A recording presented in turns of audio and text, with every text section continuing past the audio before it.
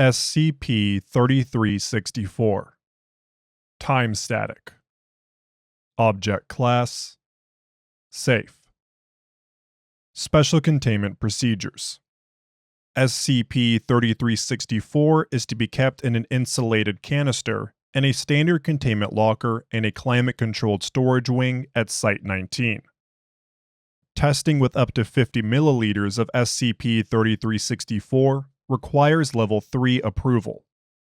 Testing with amounts of SCP-3364 greater than 50 milliliters requires Site Director approval and, depending on the quantity being tested, the use of Site-19 Hangar Bay 2.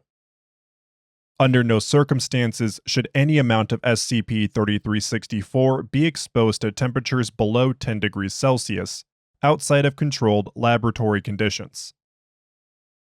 Description: SCP-3364 refers to 13.64 kilograms of a dark gold metallic substance with a wholly unknown chemical composition. At standard temperature and pressure, the full amount measures 1.21 liters in volume and has a melting point of 282.83 Kelvin, 9.67 degrees Celsius. In a liquid state, SCP-3364 is inert and displays no anomalous properties. If allowed to reach a temperature below its melting point, SCP-3364 begins to crystallize rapidly. The solidified crystals generate a spherical field, which causes rapidly shifting, highly randomized temporal distortions within its bounds. Rigorous testing has shown that the radius of the field is directly proportional to the amount of crystallized SCP-3364 at a ratio of 1.16 grams per centimeter.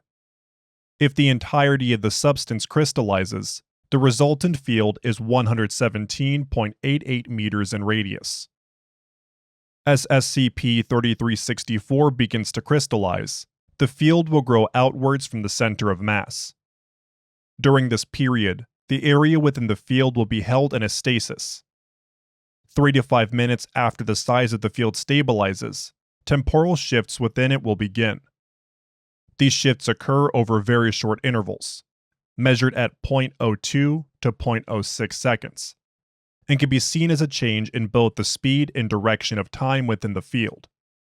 At the end of a shift, time will appear to freeze for approximately 1/10 of a second before the next shift occurs. Time can be seen to move either more slowly or quickly than normal during a shift. However, as the field persists, the maximum possible speed of a shift increases drastically, and shifts at a rate of time slower than normal become extremely rare. Within 12 hours, the field can show flickers of time hundreds of years into the past and future. When the Foundation initially encountered SCP-3364, the field ended after persisting for approximately 2.5 months, and by the end of that time, was showing flashes of geology consistent with theories of the Archean Eon, approximately 3,000 million years ago. If an object within the field was in motion such that its movement would remove it from the field during a shift, it will not cross the edge of the field into normal space. Rather, it will simply vanish from sight after crossing the boundary. Where such an object goes is currently unknown, but this appears to support the hypothesis that the field creates an independent region of space-time during its existence. An effect may be seen where artifacts from a particular shift carry over into subsequent shifts, or appear at random in later shifts.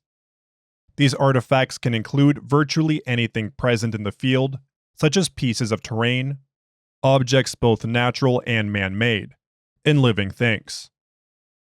A ball that was sent rolling through the field when it was established may be seen rolling across the same area hundreds of years in the past in one shift, and then thousands of years in the future in the next. A prehistoric creature that appeared in the field may reappear many shifts later, but in the present-day laboratory, and so on. SCP-3364 itself appears to be completely unaffected by its own field. Most notably, it will react to changes in temperature outside of the field as it would were the field not in place, returning to a solid state and ending the effect if the ambient temperature rises above its melting point. Once the field's effect has ended, time will return to the point it was when the field was established and move forward as normal. Subjects that were within the field will experience several minutes of extreme disorientation, but no further ill effects have been observed. To date, no test subjects have been able to recall anything that occurred while the field was active. Addendum 3364-1. At the present time, most testing with SCP-3364 in its crystalline state has been suspended. Current research on SCP-3364 is focused on the development of a mechanism capable of containing the generated field. Level 3 clearance required. Addendum 3364-1A. To date, 2 separate proposals for a hypothetical shielding mechanism for SCP-3364 have been submitted that have utilized methodology consistent with SCP-2477. Both proposals were rejected per 2477 containment procedures. While the proposed mechanisms differed in several key aspects, mathematical analysis indicates that the fixed reference point for both proposals is SCP-3696. Research as to the potential significance of this remains ongoing. Addendum 3364-2. SCP-3364 came to the attention of the Foundation on December 12, 2000 redacted, when communications from the Forest Service at Yellowstone National Park were flagged regarding a flock of geese that were reportedly frozen in mid-air at a location near the eastern border of the park. Foundation assets were dispatched to investigate, and a perimeter around the edge of the field was quickly established. The field was verified to be centered on a cabin belonging to a Daniel Rasmussen. Person of interest number 3364-1. A recluse who had inhabited the site for the last 10 years. Footnote 1. Rasmussen was last seen several weeks prior to Foundation involvement. Current whereabouts are unknown. Initial containment efforts were focused mainly on isolating and concealing the site. The size of the field remained static until mid-February, when warmer temperatures caused SCP-3364 to partially melt during the day. The correlation between temperature and the size of the field was soon noted. On February 24, 2000 redacted, a series of unseasonably warm days culminated in the field shrinking in size to the point that the cabin could be investigated. No interior walls were present within the cabin, and the majority of the space within was given over to a mass of heavily damaged electrical equipment of unknown purpose and manufacture. All circuits within the equipment had been fused, much of it had been crushed, and all exterior surfaces showed signs of fire damage. Hundreds of sheets of hand-drawn schematics of the equipment were found, with notations and calculations written in an undeciphered script. Many schematics displayed plans to augment or repair the device using commercially available appliances and other electronics. Physical evidence in the cabin indicated that none of these plans were successful. SCP-3364 was discovered in a canister installed in one of the largest and most damaged pieces of equipment. Testing verified that it was the source of the effect, and it was brought to Site-19 for containment. The damaged equipment was cataloged, collected, and brought to Site-19 for storage. Addendum 3364-3. Analysis of the schematics found with SCP-3364 suggests that it is intended for use in some form of communication device. Footnote 2. Among other factors, several aspects of the schematics appear to align with principles applied in the construction of SCP-711. This interpretation led to a series of experimentation, detailed in Experiment Log 3364-34, that yielded a noticeable change in the behavior of the field generated by 50 milliliters of SCP-3364, The length of each shift increased to a uniform 0.2 seconds, and the maximum speed of the shifts appeared to increase several orders of magnitude faster than normal. In addition, every device in the laboratory with any kind of audio output began emitting a steady, low-pitched hum. These additional effects persisted for 5 minutes 23 seconds before ending abruptly. Based on these results, it was decided to repeat the experiment using the full mass of SCP-3364. A state-of-the-art sound system was placed near the edge of the field, along with a suite of recording devices.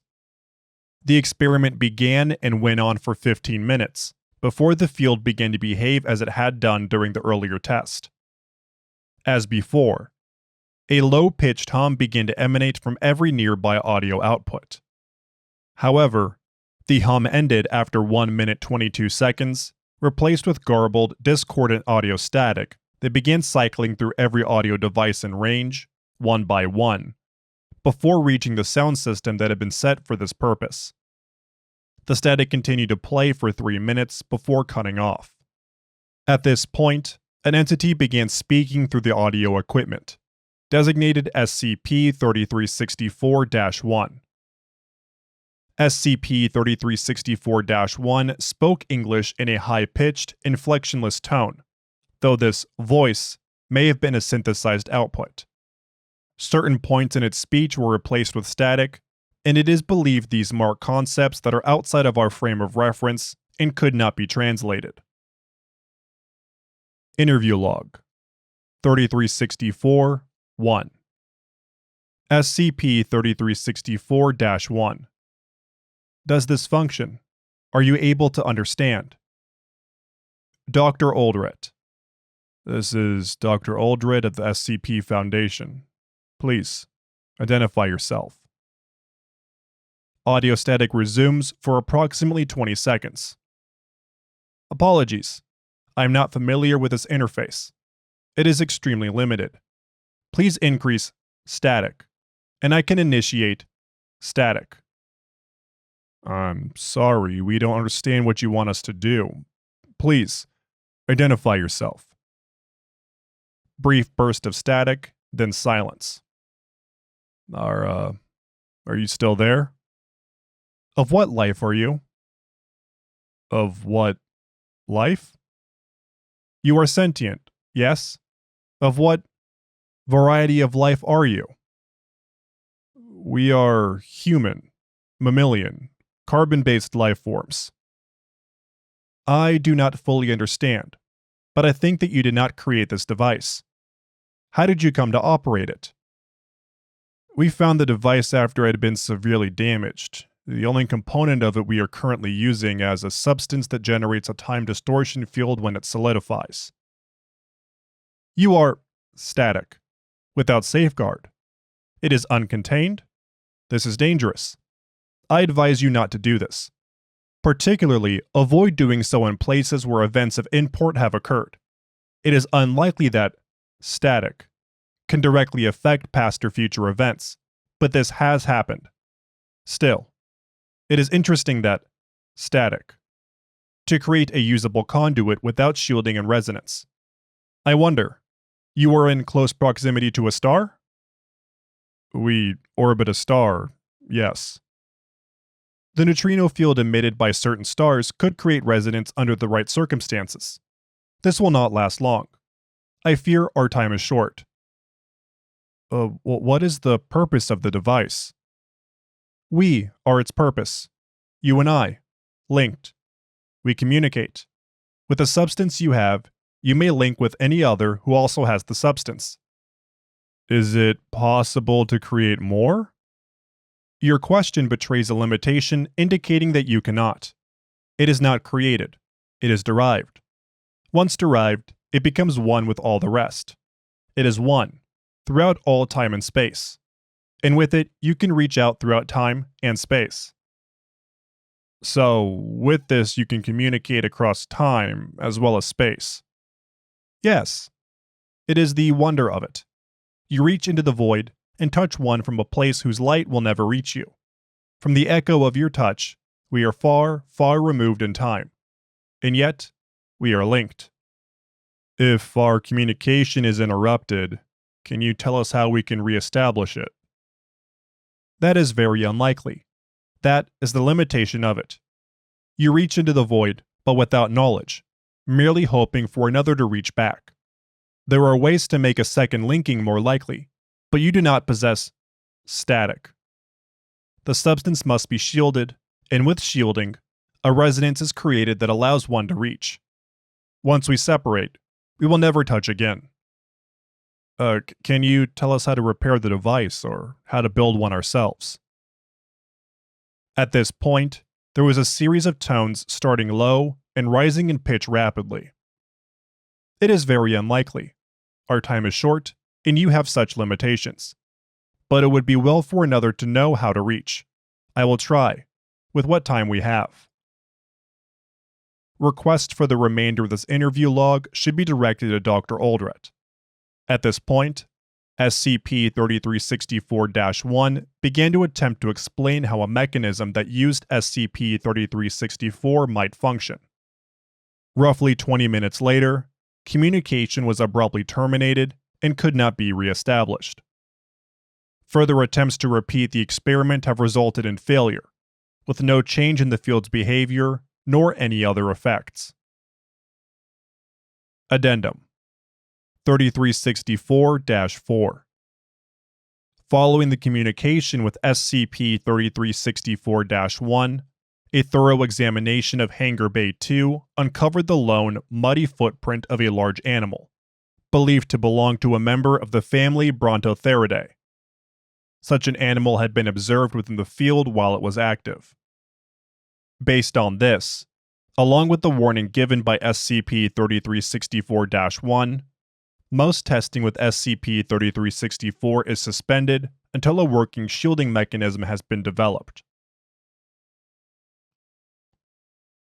Thank you for listening to SCP-3364 Time Static by Sazigi. If you enjoyed this SCP, please like, subscribe, and leave a comment below.